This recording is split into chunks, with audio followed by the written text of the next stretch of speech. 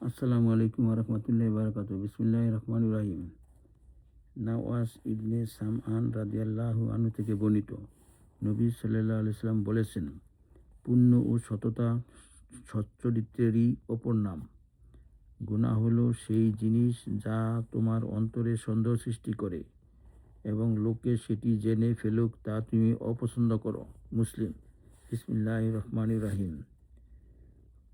ওয়াবিস ওয়াবিসা ইবনে মাবাদ রাদিয়াল্লাহু আনহু থেকে বর্ণিত, তিনি বলেন, আমি রাসূলুল্লাহ সাল্লাল্লাহু আলাইহি ওয়াসাল্লামের নিকট এলাম। তিনি বলেন, তুমি কি ন্যাক ও গুনাহ সম্পর্কে জিজ্ঞেস করতে এসেছো? আমি বললাম, হ্যাঁ। তিনি বলেন, তোমার অন্তরকে এ ব্যাপারে জিজ্ঞেস করো, তোমার অন্তরই তার সাক্ষ্য দিবে।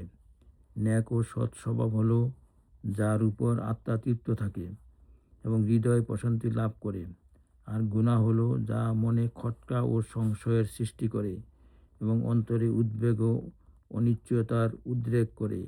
যদি লোকে তোমাকে ফতোয়া দেয় বা তোমাকে ফতোয়া জিজ্ঞেস করে। হাদিসটি হাসান। আহমদ ও আদ দারিমি তাদের নিজ নিজ মুসনাদে এটি বর্ণনা করেছেন।